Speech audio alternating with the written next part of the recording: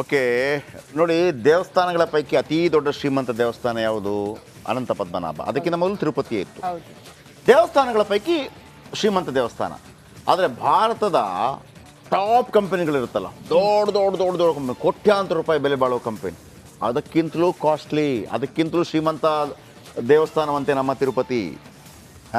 ಹಾಗಿದ್ರೆ ಯಾವೆಲ್ಲ ದೊಡ್ಡದು, ಆಮೇಲೆ ಕೆಲವು ದೇಶಗಳ GDP-ಗಿಂತ ಜಾಸ್ತಿ ಇದೆಯಂತೆ ತಿರುಪತಿ. ಕೆಲವು ದೇಶಗಳು, ನ್ಯೂಜಿಲ್ಯಾಂಡು, ಅದರ GDP-ಗಿಂತ ಜಾಸ್ತಿ. ಅಷ್ಟು ಸ್ಥಿತಿವಂತ ಅಥವಾ ಶ್ರೀಮಂತ ದೇವಸ್ಥಾನ ನಮ್ಮ ತಿರುಪತಿ. ಭಾಗ 16 ಬನ್ನಿ ನೋಡೋಣ.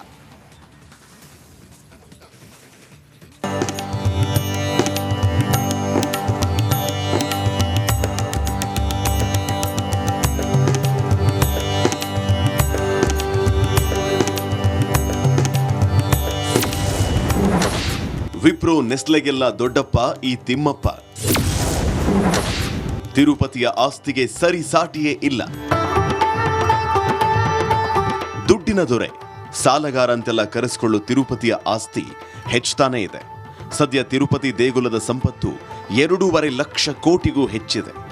1933ರಲ್ಲಿ ಆಂಧ್ರ ಪ್ರದೇಶದಲ್ಲಿ ದೇವಾಲಯ ಸ್ಥಾಪನೆ ಆದಾಗಿನಿಂದ ಈವರೆಗೂ ಬಹಿರಂಗವಾಗದ ರಹಸ್ಯವನ್ನ ದೇವಾಲಯದ ಅಧಿಕಾರಿಗಳು ಬಹಿರಂಗಗೊಳಿಸಿದ್ದಾರೆ.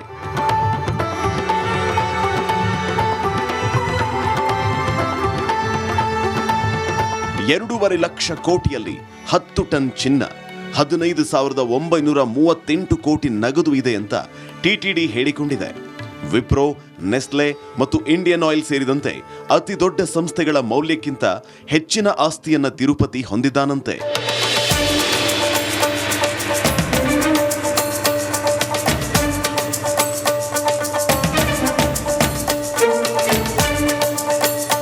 ತಿರುಪತಿ ದೇವಸ್ಥಾನದ ಆಸ್ತಿಯು ದೇಶದ ಕೆಲವು ಪ್ರಮುಖ ಸಂಸ್ಥೆಗಳಿಗಿಂತ ಹೆಚ್ಚಾಗಿದೆ ಅಂತ ಸ್ಟಾಕ್ ಎಕ್ಸ್ಚೇಂಜ್ ಡೇಟಾ ಹೇಳಿದೆ. ರಿಷಾದ್ ಪ್ರೇಮ್ಜಿ ನೇತೃತ್ವದ IT ದೈತ್ಯ ವಿಪ್ರೋ 2.14 ಲಕ್ಷ ಕೋಟಿ ರೂಪಾಯಿ ನೆಟ್ವರ್ತ್ ಅನ್ನು ಹೊಂದಿದೆ.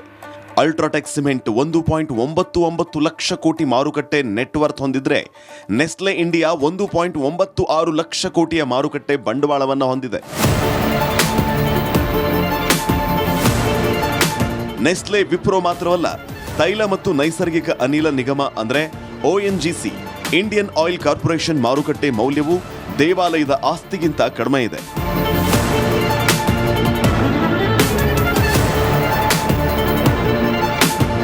ದೇವಸ್ಥಾನದ ಆಸ್ತಿ ದೊಡ್ಡ ಕಂಪನಿಗಳಿಗಿಂತ ಹೆಚ್ಚು ಮಾತ್ರವಲ್ಲದೆ ಪ್ರಪಂಚದ ಅನೇಕ ದೇಶಗಳ GDP-ಗಿಂತ ಹೆಚ್ಚಿದೆ.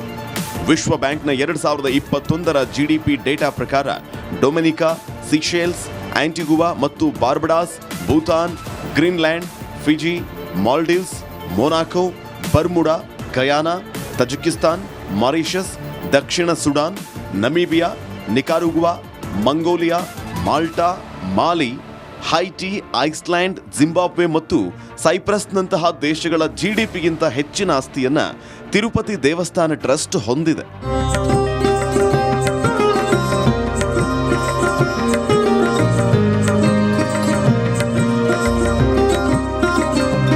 ಪ್ರತಿದಿನ ಸುಮಾರು 60,000 ಭಕ್ತರು ತಿರುಪತಿಯ ವೆಂಕಟೇಶ್ವರನ ದರ್ಶನಕ್ಕೆ ಆಗಮಿಸುತ್ತಾರೆ.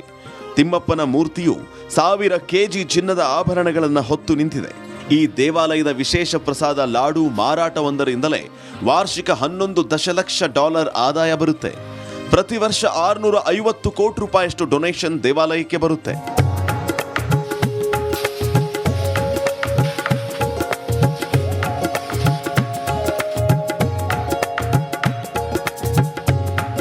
ಸಾವಿರದ 1958ರಲ್ಲಿ ತಿಮ್ಮಪ್ಪನ ವಾರ್ಷಿಕ ಆದಾಯ ವರ್ಷಕ್ಕೆ 1 ಲಕ್ಷದಷ್ಟಿತ್ತು. 1985ರ ಹೊತ್ತಿಗೆ ಹುಂಡಿಯಿಂದಲೇ ವರ್ಷಕ್ಕೆ 1 ಲಕ್ಷ ಆದಾಯ ಬರ್ತಾ ಇತ್ತು. 1990ರಲ್ಲಿ ತಿಮ್ಮಪ್ಪನ ಆಸ್ತಿ ಮೊದಲ ಬಾರಿಗೆ ಕೋಟಿ ರೂಪಾಯಿಗೆ ತಲುಪಿತ್ತು. ಸದ್ಯ ವರ್ಷಕ್ಕೆ ಏನಿಲ್ಲ ಅಂದ್ರೂ 1000 ಕೋಟಿ ಆದಾಯ ಬಂದೇ ಬರುತ್ತೆ.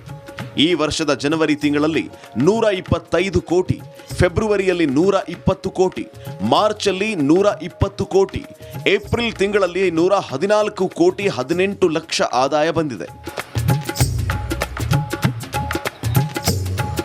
Rajashekhar Jahagirdar, news desk, republic Kannada. Okay, ಈಗ ಬರ್ತಾ ಇರುವ ಮಾಹಿತಿ ಪ್ರಕಾರ ಹರಿಯಾಣ ನೋಡಿ, ಒಂದು ದೊಡ್ಡ ಬದಲಾವಣೆ ಕಾಣ್ತಾ ಇದೆ. ಬಿಜೆಪಿ 43ರಲ್ಲಿ ಮುನ್ನಡೆ. ಕೇವಲ 3 ಬೇಕು ಅಧಿಕಾರಕ್ಕೆ. 3 ಬೇಕು ಅಧಿಕಾರಕ್ಕೆ. ದೊಡ್ಡ ಬದಲಾವಣೆ ಕಾಣ್ತಾ ಇದೆ. ಆಲ್ರೆಡಿ ಬಿಜೆಪಿ ಬಿಟ್ಬಿಟ್ಟಿತ್ತು ರಾಜ್ಯವನ್ನ. 43 ಮುನ್ನಡೆ. ಬೇಕಿರೋದು 46. ಕಾಂಗ್ರೆಸ್ 39ರಲ್ಲಿದೆ. 56 ತನಕ ಹೋಗಿತ್ತು, 60ರ ತನಕ ಹೋಗಿತ್ತು. ಇದು ಮುನ್ನಡೆ. ಮತ್ತೊಂದು ಕಡೆ ನ್ಯಾಷನಲ್ ಕಾನ್ಫರೆನ್ಸ್ 41 ಮತ್ತು ಕಾಂಗ್ರೆಸ್ 8. ಬಹುಶಃ ಅವರಿಬ್ಬರು ಸೇರಿ ಸರ್ಕಾರ ರಚನೆ ಮಾಡೋದು ಫಿಕ್ಸ್ ಆಗಿದೆ. ಮತ್ತು ಅದು ಕೂಡ ಚೇಂಜ್ ಆಗ್ಬೋದು, ಗೊತ್ತಿಲ್ಲ ನಮಗೆ. ಇದು ಮುನ್ನಡೆ. ಆದರೆ ಬಿಜೆಪಿ ಬಾಳಕ್ಕೆ ಸಂತಸದ ವಿಚಾರ. ಸದ್ಯಕ್ಕೆ ಬಿಜೆಪಿ 43ರಲ್ಲಿ ಮುನ್ನಡೆಯನ್ನು ಕಾಯ್ದುಕೊಂಡಿದೆ. 60ರ ತನಕ ಹೋಗಿತ್ತು ಕಾಂಗ್ರೆಸ್. 60ರ ತನಕ ಹೋಗಿತ್ತು. ಆಮೇಲೆ ವಿಪರೀತವಾದಂಥ ಆಂಟಿ ಇನ್ಕಂಬೆನ್ಸಿ, 10 ವರ್ಷಗಳ ನಿರಂತರ ಆಡಳಿತ. ಆಮೇಲೆ ಅಲ್ಲಿ ನಾನು ಹೇಳಿದಲ್ಲ, ಜವಾನ್, ಕಿಸಾನ್, ಪೈಲ್ವಾನ್. ಆಮೇಲೆ ಜಾಟ್ ಮತಗಳು ದೂರ ಸರಿದಿದ್ವು. JJP 0-0 ಇದೆ ಈಗಲೂ ಕೂಡ. ದಲಿತ ಮತಗಳು, ಮುಸ್ಲಿಂ ಮತಗಳು ಕಾಂಗ್ರೆಸ್ಗೆ ದೊಡ್ಡ ಫೇವರ್ ಆಗತ್ತೆ ಅಂತಿತ್ತು. ಇಲ್ಲಿ ನೋಡಿದರೆ ಕಾಂಗ್ರೆಸ್ ಮತ್ತೊಂದು ಕಡಿಮೆ ಆಗ್ತಾ ಇದೆ. Very interesting. ಇದು ಬರೋದಿದೆಯಲ್ಲ.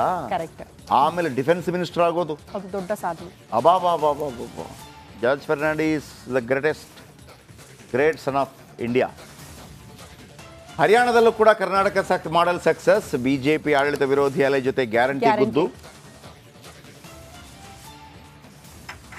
ಸಖತ್ತಾಗಿ ಗ್ಯಾರಂಟಿ ಕೊಟ್ಟಿದ್ದಾರಂತೆ. ಆದರೆ ಬಟ್ ಗ್ಯಾರಂಟಿ ಅನ್ನೋದಕ್ಕಿಂತಲೂ ಇಲ್ಲಿ ಬಿಜೆಪಿ ಪ್ರತಿ ಬಾರಿ ನಮ್ಮ ರಾಜ್ಯದ್ದೇ ಆಗಿರಬಹುದು, ಲೋಕಸಭೆ ಚುನಾವಣಾ ಹೊಸ್ತಿಲಲ್ಲಿ ನಾವು ಗಮನಿಸಿದ್ವಿ, ಬಹಳ ಎಡವಟ್ಟುಗಳನ್ನ ಮಾಡ್ಕೊಳ್ತು ಅಂತ.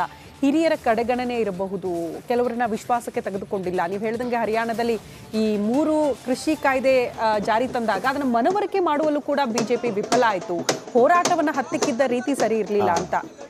ಈಗ ಏನಾಗುತ್ತೆ, ಕೆಲವು ನಾಯಕರುಗಳಿರ್ತಾರೆ. ಆಮೇಲೆ ನರೇಂದ್ರ ಮೋದಿ ಅವರಿಗೆ ಆ ಶಕ್ತಿ ಇತ್ತು ನನ್ನ ಪ್ರಕಾರ.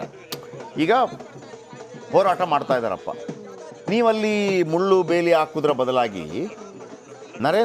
ಕೆಲವು ನಾಯಕರಿಗೆ ಎಂಥ ಶಕ್ತಿ ಇರುತ್ತೆ ಅಂತಂದರೆ ನೇರವಾಗಿ ಹೋಗ್ಬಿಡ್ತಾರೆ. ನೇರವಾಗಿ ಹೋಗ್ಬಿಟ್ಟು ಆ ಘಟನಾ ಸ್ಥಳಕ್ಕೆ ಬಂದಿದ್ದರೂ ಕೂಡ ನಿಮ್ಗೇನಾಗ್ಬಿಡುತ್ತೆ ಅಂದರೆ, ನಾಯಕ ಬಂದಿದ್ದಾನೆ, ನಿಮ್ದೇನಾಗಬೇಕು, ನಾನು ಮಾತಾಡ್ತೀನಿ, ನಿಮ್ಮ ಮನವರಿಕೆ ಮಾಡಿಕೊಟ್ರೆ ಆಯಿತು, ಚರ್ಚೆ ಮಾಡಿಕೊಟ್ರೆ ಆಯಿತು. ನಿಮ್ದೇನಪ್ಪ ಸಮಸ್ಯೆ, ನಿಮ್ದೇನು ಸಮಸ್ಯೆಗಳು, 10 ಪಾಯಿಂಟ್ಗಳು ತಗೊಂಡ್ಬನ್ನಿ ನನ್ನ ಬಳಿ, ನಾನು ಅದಕ್ಕೆ ಉತ್ತರ ಕೊಡ್ತೇನೆ ಅಂಥದ್ದು. ಒಮ್ಮೆ ನನಗೆ ಅದು ಕುಮಾರಸ್ವಾಮಿ ವಿಚಾರದಲ್ಲಿ ಭಾಳ ಖುಷಿಯಾಗುತ್ತೆ. ಈ ರೈತರ 25,000 ರೂಪಾಯಿ, ಏನು 25,000 ರೂಪಾಯಿ ಅಲ್ಲ, ಒಂದು 25,000 ಕೋಟಿ ಅವರು ಸಾಲ ಮನ್ನಾ ಮಾಡಿದ್ರಲ್ಲ, ಆ ಸಂದರ್ಭದಲ್ಲಿ ಎಲ್ಲ ರೈತ ಸಂಘಟನೆಗಳನ್ನು ವಿಧಾನಸೌಧಕ್ಕೆ ಕರೆಸಿಬಿಟ್ಟು ಒಂದು ಮೀಟಿಂಗ್ ಮಾಡಿದರು, ಮನವರಿಕೆ ಮಾಡಿದರು. ಆಗ ಕೆಲವರು ಹೇಳಿದರು, ಸ್ವಾಮಿ ಕೆಲವರೆಲ್ಲ ದೊಡ್ಡ ದೊಡ್ಡ ಇವರಿದ್ದಾರೆ, ಯಾರು ರೈತರು, ಅವ್ರದ್ದೆಲ್ಲ ಮಾಡಬೇಡಿ ಅಂತೇಳಿ ಅವರು ಒಪ್ಕೊಂಡ್ರು. ಇದು ಏನಾಯಿತು ಅಂದರೆ, ಈ ರೈತರಿಗೆ ಅನ್ಯಾಯ ಆಗ್ತಾ ಇದೆಯಾ, ಅಲ್ಲಿರ್ಬೋದು ನೀವು ಖಾಲಿಸ್ತಾನ್, ಜೈ ಖಾಲಿಸ್ತಾನ್, ಅವರು ಮತ್ತೊಂದು ಟೀಕೆ ಟಿಪ್ಪಣಿ ಬೇರೆ. ನಮ್ಮನ್ನು ಆಳುವಂಥ ನಾಯಕರು ನಮಗೆ ಅದರ ಬಗ್ಗೆ ಕ್ಲಾರಿಟಿ ಕೊಡಬೇಕು, ಅದು ಬೇಕಿರುವಂಥದ್ದು. ಬಟ್ ಎಲ್ಲವನ್ನ ಕೂಡ ಕಾಂಗ್ರೆಸ್ ಎನ್ಕ್ಯಾಶ್ ಮಾಡ್ಕೊಂಡಿದೆ. ಅದರ ಜೊತೆಗೆ ಕರ್ನಾಟಕ ಮಾದರಿ ಗ್ಯಾರಂಟಿ ಯೋಜನೆಗಳ ಕಾಂಗ್ರೆಸ್ ಬಹಳ ದೊಡ್ಡ ಬೂಸ್ಟ್ ಇದು. ಹೌದು, ಯಾಕಂದ್ರೆ ಕಾಂಗ್ರೆಸ್ ಮುಕ್ತ ಭಾರತ ಅಂತ ಹೇಳ್ತಾ ಇದ್ದ ಬಿಜೆಪಿನೇ ಈ ಬಾರಿ 60 ಸ್ಥಾನಗಳನ್ನು ಕಳ್ಕೊಂಡಿದೆ. ಹೌದು. ಅದರ ಅರ್ಥ ಇವರು ಹೇಳದೇ ಇದ್ರು ಕೂಡ ನರೇಂದ್ರ ಮೋದಿ ಅವರ